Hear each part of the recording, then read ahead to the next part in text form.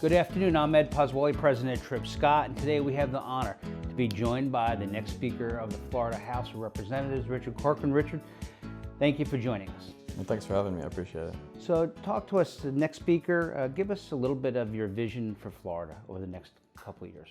We have I would say, an aggressive, bold agenda. I mean, I think the first thing that we're going to have to address, and it's going to be something we'll look at, is our budget has gotten very tight as a result of lots of different issues. So I think that one of the things that we're going to be looking at is to go through that budget with a fine-tooth comb, and our hope is that we can actually, for the first time in decent economic times, make cuts to these things that have been in the base budget forever that nobody's really gone back and looked at and said, are these efficacious and are they doing great things in terms of return on investment, and then take that money and then hopefully use it and reprioritize it for things that really benefit the Floridians that they need today. And so what priorities would be for for if you're able to go in with conservative view, tighten down on the budget, make sure we're spending our money wisely, what would be the priorities then?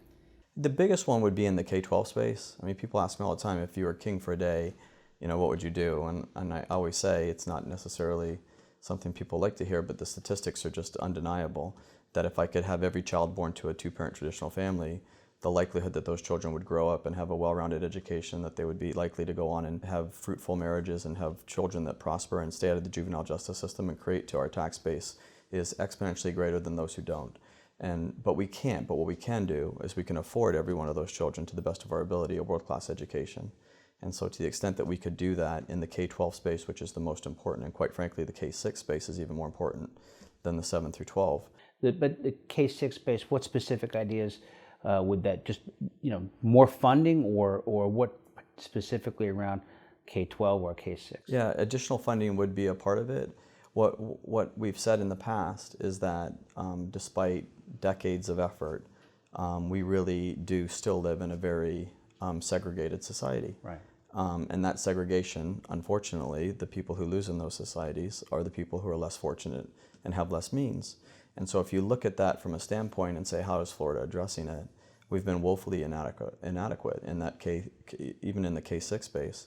So you take, hypothetically, there's a KIPP charter school or a SEED charter school. These are two charter schools that target 100% low-income children, the most of the minority. They have 100% graduation rates. Not only do they have 100% graduation rates, in most cases, 100% of the students go on to college. And it's that dignity that we talk about with mankind. In Florida, we have one KIPP school and we have one SEED school. The one KIPP school is in Jacksonville, the one SEED school is in Miami. And the only reason they exist is because the multi-millionaires and billionaires in those communities decided this is something we want for our community and went out and funded it.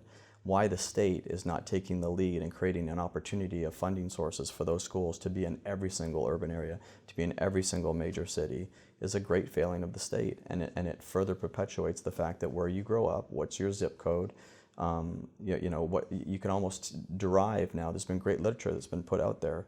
Our Kids by a Harvard professor. He basically says, show me a kid's economic status and where he's growing up, and I'll be able to predict with a tremendous degree of accuracy how that child's life looks like in 25 years. And sadly, he's correct. All of that could be fixed with a greater opportunity for those kids in those K-12 spaces. So how do we incentivize, as an example, charter schools or other educational options and traditional public schools to do a better job with children who come from the most challenged areas? There's lots of things you can do. We started a Best and Brightest program, and we basically said, okay, we can all admit, and the science is there, whether it's liberal universities or conservative think tanks, it doesn't matter. The science is there that the most important thing to the success of a child in a classroom is the quality and the effectiveness of the teacher standing before them. And so we created a Best and Brightest program that basically said, we're going to try to go out there in all the other states, whether you graduate from Harvard or Stanford or wherever, and we're going to give you a significant bonus if you bring your talent to the classroom. And as long as your local school board and your teachers rank you as a highly effective teacher, you're eligible for these significant bonuses. We're seeing that it's been a great recruitment tool. Now we can even do that with schools. So if you take a KIPP school and you bring them in and you give them the adequate funding, you have to keep in mind that those schools don't educate the way a traditional school does, because that the bulk of their kids are coming out of very low income, in many cases, hard neighborhoods in terms of difficulty. What they do is they get those kids to come at 7 in the morning, they leave at 7 p.m. at night, they educate them in many cases through Saturday, and they let them go home on Sunday, and then they start it again, and they do it year round.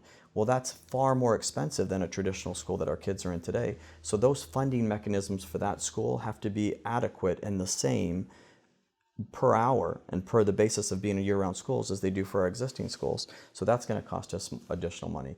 And then once you have these schools that have this success, what we should do as a state is we call them best and brightest schools, and that is pull out all together and say, look, if you're succeeding in a, where there's 2,400 types of schools and you're in the top 25%, completely deregulate those schools. All they have to do at that point is just do the measurement. And as long as we know that you're still measuring in that top 25%, the state should pull out all together. What we should say to them is, listen, here's the only requirement we're going to put on you, and that is you got to go to these other 2,000 schools and teach them what you're doing, show them your curriculum, show them how you're getting your teachers, because clearly you're doing something. So you right. want to replicate the success. That's correct, yeah.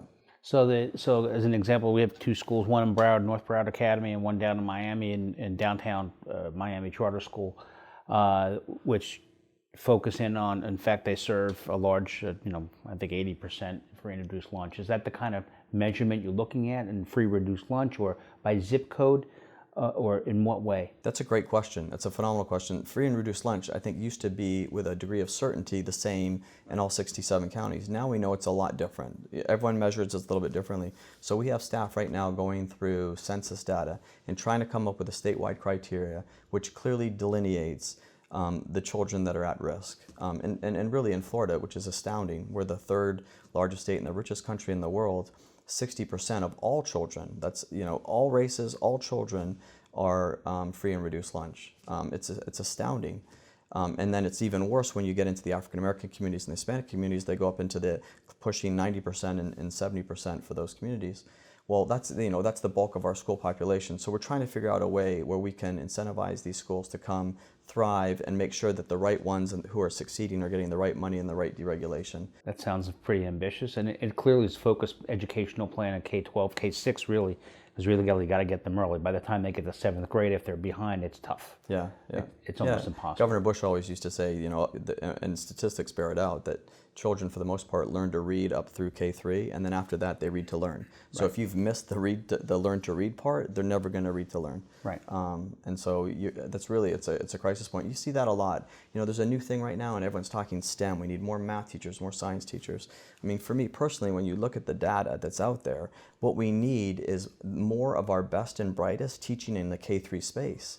But it's very interesting that what you have oftentimes is your best and brightest teachers, they'd rather teach biology and chemistry and calculus and these great courses in the high school level. So if you look at the best and brightest program, there's a disproportionate number of them that are already in the STEM areas and not enough that are in our K-3 space. I mean, it sounds what you're saying is innovative, yet you're going back to the basic foundation and fundamental of making sure that K-3 reading and writing and thinking critically is important, that they start right then.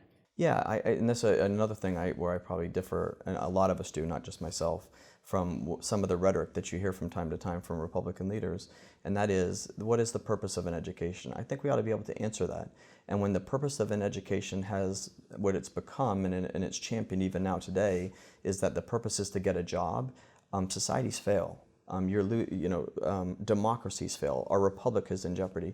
The purpose of an education goes to the dignity of a man, and that education should teach him how to think, how to wrestle with the great questions of humankind, how to think outside the box.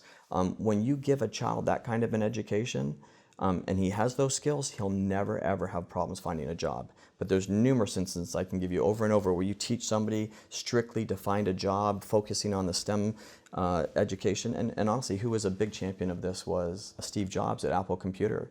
He understood that the purpose of an education was to give somebody that mind, and that's how he said Apple succeeded. What made him different than Microsoft or Netscape was that Apple, he said, existed at the intersection between technological skills and a liberal arts education. But those are the people who could think outside the box and be creative and come up with the brilliant schemes that made Apple the richest, most successful company in the history of the world. Before we can think outside the box, we have to think beyond ourselves, right? Yes. So that's that important.